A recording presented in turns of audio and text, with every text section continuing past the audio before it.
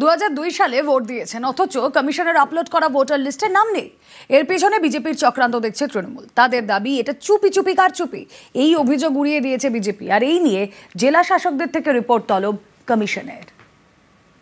SIR শুরু হওয়ার আগে কি করে এই কারচুপিটা হতে পারে? এই জন্যই আমরা পরিষ্কার বলছি, চুপি চুপি কারচুপি। পশ্চিমবঙ্গে শেষবার এসআইআর হয়েছিল 2002 সালে। এই ভোটার তালিকার ভিত্তিতেই এবছর রাজ্যে এসআইআর হচ্ছে।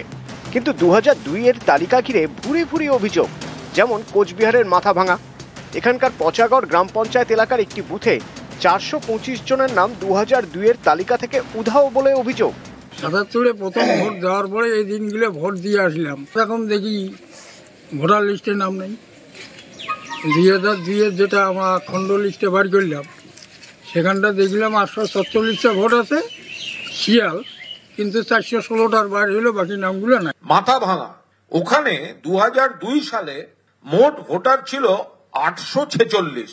417 নম্বর যে মানুষটি ছিল, সেখান থেকে 841 নম্বর যিনি রয়েছেন এই সিরিয়াল নাম্বার, এদের কোনো ট্রেস নেই। কোচবিহার 2 নম্বর ব্লকের খাপাইডাঙ্গাতেও একই অভিযোগ। স্থানীয়দের অনেকেরই দাবি 2002 সালে ভোটার তালিকায় তাদের নাম ছিল। 2024-এর লোকসভা নির্বাচনে ভোটও দিয়েছেন, কিন্তু এখন ভোটার তালিকায় নাম নেই। Booth number 2, Natabari assembly constituency, Cooch Behar.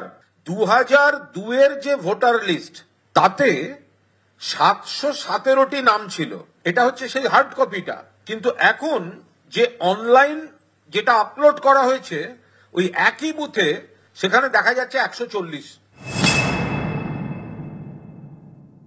এই 2002 এর ভোটার লিস্ট বলে যেটা এখন ওয়েবসাইটে আপলোড করা হয়েছে, তাতে বিপুল পরিমাণ ভোটার নেই। এটা কি করে হতে পারে? তারা কোথায় যাচ্ছেন? তার ব্যাখ্যা কোথায়?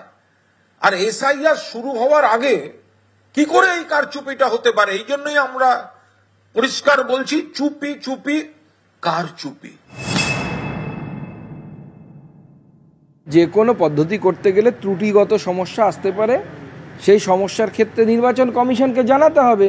নির্বাচন কমিশনের গোটা পদ্ধতিটা যদি এসআইআর আপনারা ভালো করে ওটাকে অ্যানালাইসিস করেন বা দেখেন, তাহলে আপনারা দেখতে পাবেন নির্বাচন কমিশন প্রতি পদে ভুল হলে পরে আমার নাম বাদ চলে গেল ধরুন, তবে কিভাবে ঠিক করবো তার জন্য ফর্ম নাম্বার বলে দিয়েছে, অর্থাৎ তার জন্য আলাদা ব্যবস্থা রেখেছে। প্রত্যেকটি পদে পদে সেই ব্যবস্থা আছে।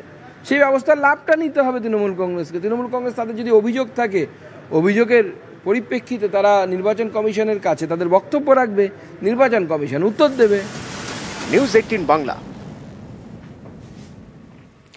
নাম উধাওয়ে রিপোর্ট তলব। 2002 এর তালিকার পর ভোটারদের নাম বাদের অভিযোগ। তৃণমূলের অভিযোগের ভিত্তিতে রিপোর্ট তলব। উত্তর 24 পরগনা, কোচবিহারের ডিএমকে রিপোর্ট দেওয়ার নির্দেশ নির্বাচন কমিশনের।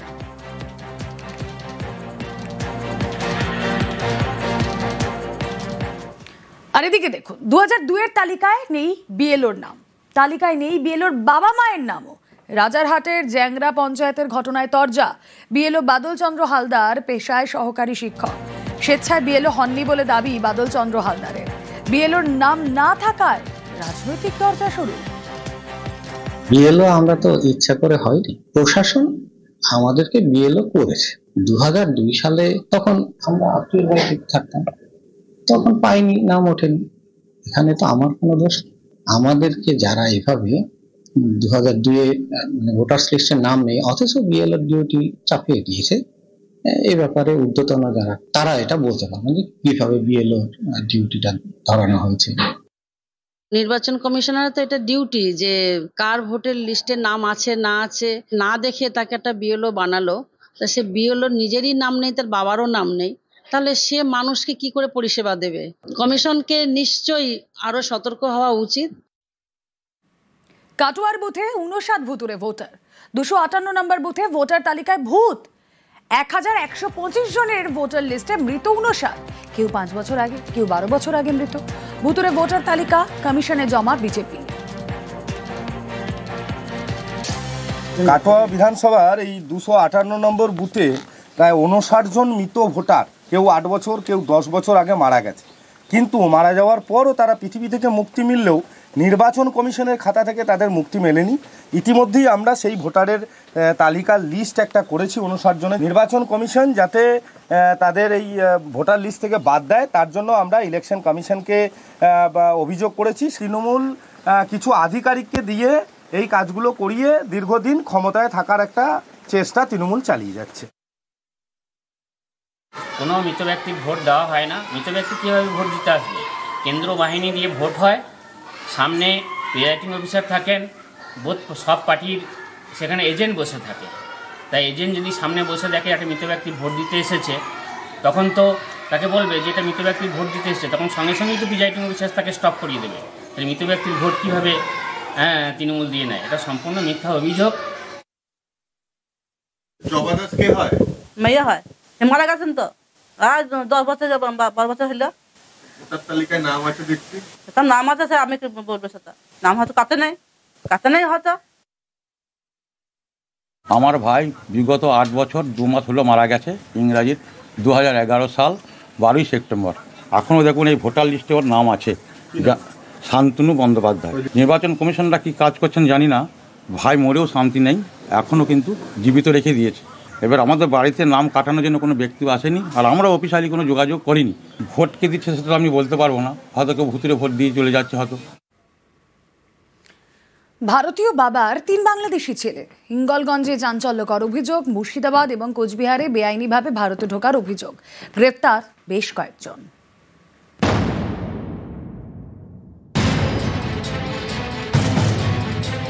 উত্তর 24 পরগনার হিঙ্গলগঞ্জ, এখানকার স্যান্ডেরবিল গ্রাম পঞ্চায়েত এলাকার বাসিন্দা ছন্নত গাজী।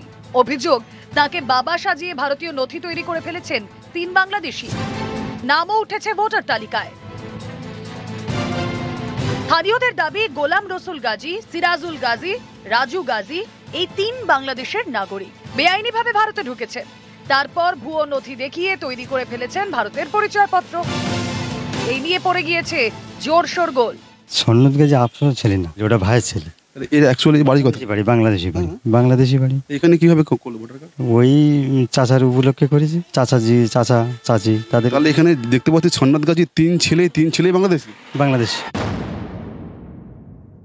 এটা সম্পূর্ণ টিএমসি নেতাদের মদদে এবং এদের বিগ অ্যামাউন্টের একটা টাকা দিয়ে এখানে ভোটার লিস্টে নাম তুলে এবং সমস্ত কিছু সরকারি সুযোগ সুবিধা এরা পাচ্ছে।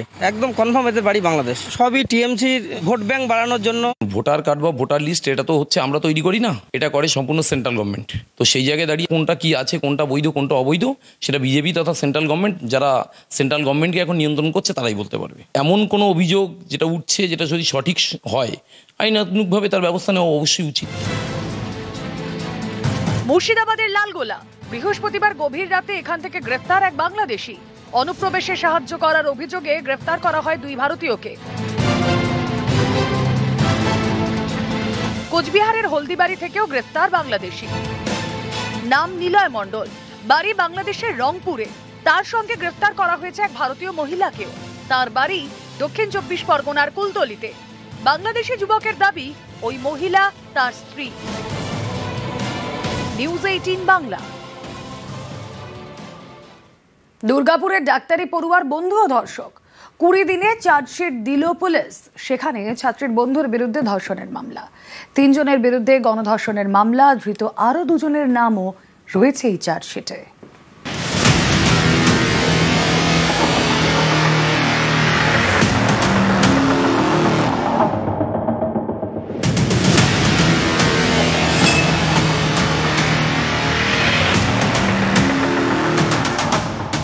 ওড়িশার বাসিন্দা, ডাক্তারি পড়তেন দুর্গাপুরের বেসরকারি মেডিকেল কলেজে। সেই ডাক্তারি ছাত্রীকে গণধর্ষণের অভিযোগ ওঠে। গ্রেফতার করা হয় তরুণীর বন্ধু ওয়াসিফ আলীকে। ধরা পড়ে আরো 5 জন। ঘটনার 20 দিনে দুর্গাপুর মহকুমা আদালতে চার্জশিট দিল পুলিশ। সেখানে ডাক্তারি পড়ুয়ার বন্ধু ওয়াসিফ আলীর বিরুদ্ধে ধর্ষণের ধারা দেওয়া হয়েছে। যে সহপাঠীর এগেনস্টে রেপের অভিযোগ আছে আর প্রমাণ লোপাটের অভিযোগ আছে। এই দুটো আমরা পেয়েছি, কারণ ও ঘটনার পরে মেয়েটিকে ইনসিস্ট করে প্রথম দিকে জিনিসটা না জানানোর জন্য। পরবর্তীকালে মেয়েটি সব জানায়, ম্যাজিস্ট্রেটকে সব বলে, এবং তার থেকে আমরা যা পেয়েছি তার উপরে আজকে চার্জশিট ফাইল হয়েছে। পপু বাউরি, শেখ নাসিরউদ্দিন এবং শেখ ফিরদৌসের বিরুদ্ধে গণধর্ষণ, তোলাবাজি এবং ডাকাতির ধারা শেখ রিয়াজউদ্দিন এবং সাফিক শেখের বিরুদ্ধে শ্লীলতাহানি, ডাকাতি ও ছিনতাইয়ের ধারা দেওয়া হয়েছে। তদন্ত করে পুলিশ মনে করছে তরুণীকে জঙ্গলে নিয়ে যায় তার সহপাঠী, সেখানেই ধর্ষণ করে বলে অভিযোগ। এও অভিযোগ, তখন এলাকায় 3 যুবক তাঁদের দেখতে পায়, টাকা চায়, সেই টাকা আনতে যায় তরুণীর সহপাঠী। অভিযোগ সেই সুযোগেই তরুণীকে ধর্ষণ করে 3 জন। তাই তরুণীর সহপাঠী ওয়াসেফ আলীর বিরুদ্ধে ধর্ষণের ধারা দেওয়া হয়েছে, অন্য 3 জনের বিরুদ্ধে গণধর্ষণের। ওর বন্ধুটি ওকে নিয়ে গেছিল ওই জঙ্গলের দিকে, তারপর সাবসিকুয়েন্টলি 3টে ছেলে ওদেরকে বাইকে ফলো করে, তারা এসে ওর সঙ্গে খারাপ ব্যবহার করে, ওই যেটা আপনারা জানেন অফেন্সে। তারপর পরবর্তীকালে বাকি 2 জন এসে এক্সটর্শন করে, ভয় দেখায়, মোবাইলটা নিয়ে চলে যায়। দুর্গাপুরে বেসরকারি মেডিকেল কলেজের কাছেই জঙ্গল। অভিযোগ ওঠে গত 10ই অক্টোবর সেখানেই ডাক্তারি ছাত্রীকে গণধর্ষণ করা হয়। একে একে 6 জনকে গ্রেফতার করে পুলিশ। এই মামলায় 20 দিনে চার্জশিট দিল পুলিশ। দুর্গাপুর থেকে অর্পণ চক্রবর্তী, নিউজ 18 বাংলা।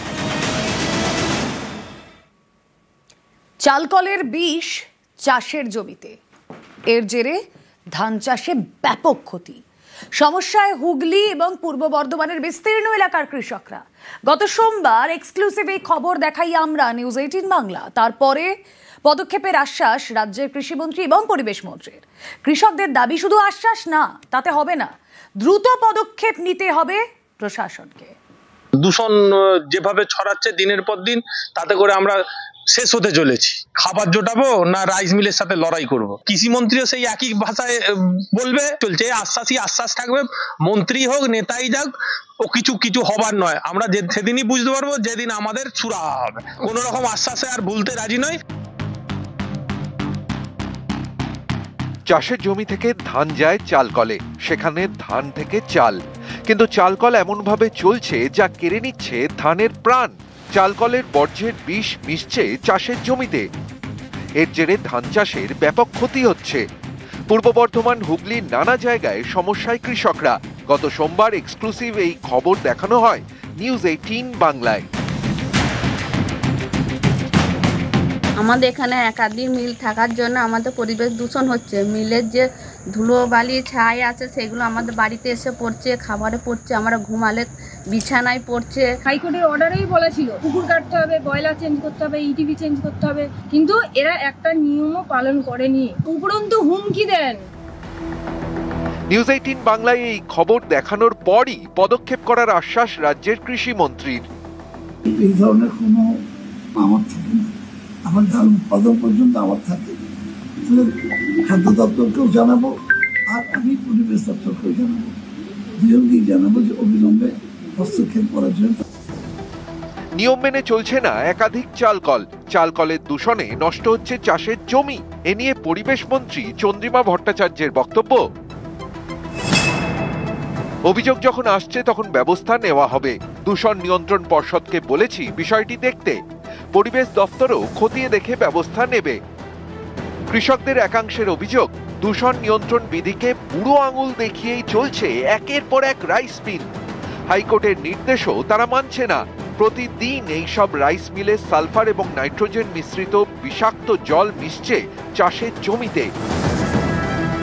বিষাক্ত জলে কালো হয়ে যাচ্ছে চাষের জমি, রাসায়নিক মিশ্রিত জল ঢুকছে মাটির গভীরেও। এর জেরে ভূগর্ভস্থ জলও বিষাক্ত হয়ে যাচ্ছে বলে আশঙ্কা। এখানেই শেষ নয়, চালকলের বিষাক্ত হাস্ক অ্যাশ উড়িয়ে দেওয়া হচ্ছে বাতাসে, যা জমছে গাছের পাতায়।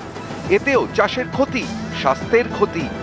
এই ঘটনা 1 মাস 2 মাসের নয়, বছরের পর বছর ধরে চলছে বলে অভিযোগ। এই পরিস্থিতিতে শুধু আশ্বাস নয়, দ্রুত পদক্ষেপ চাইছেন কৃষকরা। দূষণ যেভাবে ছড়াচ্ছে দিনের পর দিন, তাতে করে আমরা শেষ হতে চলেছি। খাবার জোটাবো না রাইস মিলের সাথে লড়াই করব? কৃষিমন্ত্রীও সেই একই ভাষায় বলবে, চলছে আশ্বাস থাকবে, মন্ত্রী হোক নেতাই যাক, ও কিছু হবার নয়। কোনো রকম আশ্বাসে আর ভুলতে রাজি নয়। নিউজ 18 বাংলা।